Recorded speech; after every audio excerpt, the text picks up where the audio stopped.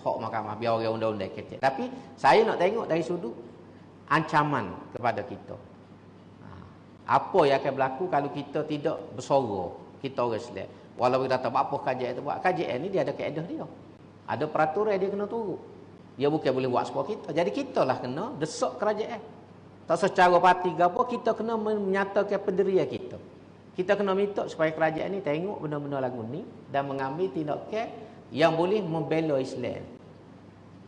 Boleh membela Islam. Tak perlu kita salah siapa. Sebab kalau nak salah kan, kita boleh salah orang tu orang ni, kita boleh salah belakang ni. Dalam bab ni. Tapi inilah ancaman kita. Ancaman besar. Kalimah Allah. Kalimah Allah ni sebenarnya Tok Guru jawab dah mula.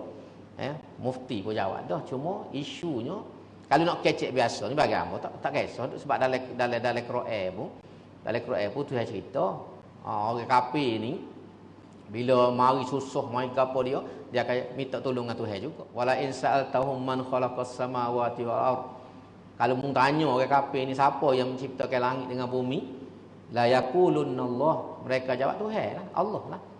Cuma dia tidak sembah Tuhan serupa kita sembah. Lepas tu isunya Allah yang kita terima ni tidak serupa dengan hak dia faham. Maka sebab itulah di segi agama nak sebut gini macam orang Cina sebut, insya-Allah lah kita pergi agama ustaz. Dalam sekak tu nak kata pemilihan dia. Tapi nak guna dalam menterjemahkan Bible, itu cerita dia. Sebab Tuhan dalam Kristian ni tidak serupa Tuhan kita.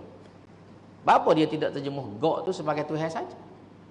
Bapa dia perlu guna perkataan Allah. Itu soalan yang kita nak tanya.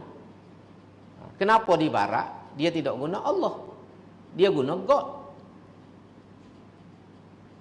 Bapa kita tiba-tiba di sini kita nak guna Allah, tidak guna Tuhan. Situ ya antara isu-isu yang kita kena bincang lah. Ya kena soal orang duk sebut gapo hak amal hak tu cerita lain. Ni di segi agama. Nak terjemuh Bible, nak guna perkataan Allah. Situ satu persoalan. Bapa tu kita ada hak untuk tanya sebagai orang Islam, kita ada hak untuk tanya. Bapa yang sungguh nak gunanya. Tu contohnya gitu. Sebab bagi pandangan saya, kalau kita lok benda ni, dia mengelirukan. Bila guna Allah, kalau orang yang tidak faham agama, dia tak tahu perbandingan agama. Bila dia baca Bible yang diterjemahkan, orang Kristian pun semua Allah juga suka kita. Jadi akhir tak ada beza. Sebab tu di Indonesia, saya pernah tengok dulu, dia terjemah, dia sebut hari Christmas tu, 25 Disember, dia sebut Maulud Nabi Isa. Dia terjemah dalam Bible dia. Dan dia tulis dalam Quran ni dalam surah khabar. Saya pernah baca. Dia panggil sambutan Maulud Nabi Isa. Apa tujuan dia guna istilah? Apa tidak kata sambutan Christmas? Kenapa dia guna Maulud? Sebab kita tengok secara negatifnya ada tujuan yang tidak baik. Nak mengelirukan. Jadi ni antara isu-isu yang kita kena tengok dalam bab ni. Bukan ni kita nak kena sekat langsung pun tak boleh juga sebab memang kalau orang Arab betul tu memang dia guna Allah lah. Guna Allah dia tak guna ni. Tapi dalam konteks kita, negara kita ni, kenapa perlu menggunakan perkataan tersebut sedangkan ada perkataan lain Tuhan itu lebih sesuai dengan God yang digunakan dalam agama dia. Sebab konsep tu tidak sama. Sebab tak ada setengah ulama berujuk nak pakai Allah boleh, tapi biarlah serupa dengan kita faham lah. Allah ni masuk Tuhan yang satu, bukan tiga. Macam Kristian percaya. Nak pakai lagu tu boleh. Tak ada macam-macam pandangan. Cuma kita ni jangan emosi lah bila mari bab ni sebab kadang-kadang kita ni jadi naik angin, tak ada pasal-pasal.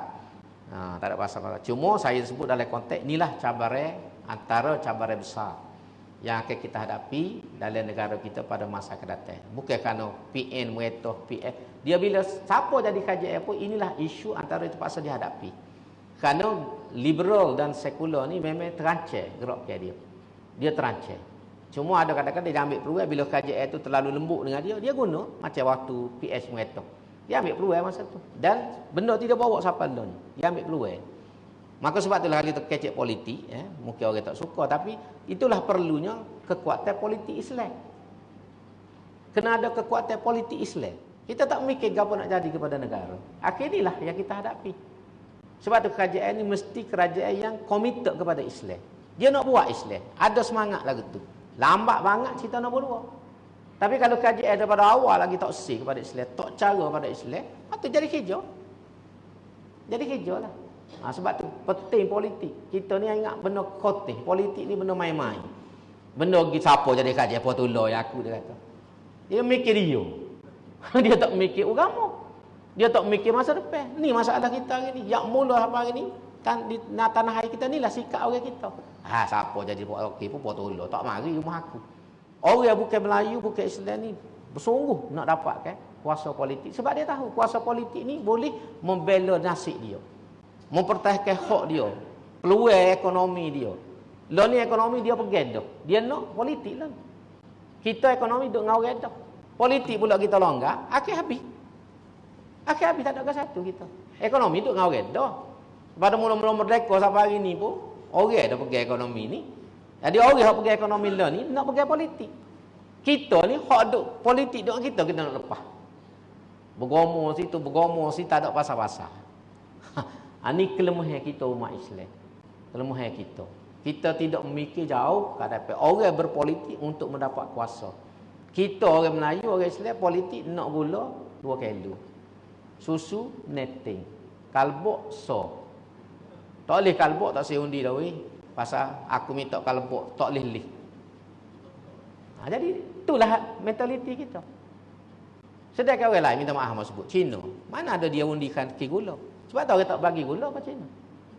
Orang tak bagi susu ke pokok Cina, pengundi Cina. Dia tak cara bagi tu. Kita hak tu besar. Oh bagus dia ni weh. Mak mari gula rumah aku. Cina mana ada? Dia tak cara bagi gula. Dia fikir apa dia nak akan berlaku pada bangsa dia, kepada masyarakat dia. Hak naik nak jadi KJN ni boleh bela ke dok dia. Boleh jaga ke dok kepentingan dia. Bui gula tak bui gula tak cara. Tengok orang Cina tu. Bukan saya nak itu tapi kita kena belajar. Cara dia mikir. Kita ni tak. Politik kita. Tu okey tu. Tu aja belanja air kat aku. Gula sekali pun tak ui. Nak undi orang lain dah terik ni. Mudah tengok cara mikir tu mudah. Bukan kata nak suruh undi ambok. Okey tapi itulah mentaliti kita. Bawah ni lah gitu. Kita politik kita tahu. Politik kita tahu. Tidak politik agama, kita orang Islam kena letak agama. Politik kita ni ialah untuk kepentingan Islam. Mana Islam nak duduk ni? Kalau aku undi hak ni jadi gano kepada Islam. Kalau KJN ni naik jadi gapo kepada agama aku. Situ patut jadi pertimbangan kita. Ni dok tanya aku boleh gapo ni kalau benar ni. Aku nak boleh gapo. Cina tak cara. Saing dengan Cina pun kamu saing. Saing dengan Cina. Kita tahu cara dia memikir. Sebab kita tengok Cina kan, dia ngundi bijak. Ngundi bijak. Kalau KJN ni jaga kepentingan dia pakai undi. Tapi kalau KJN ni lari saja, kuat dia undi pempakai. Cara dia memikir tu.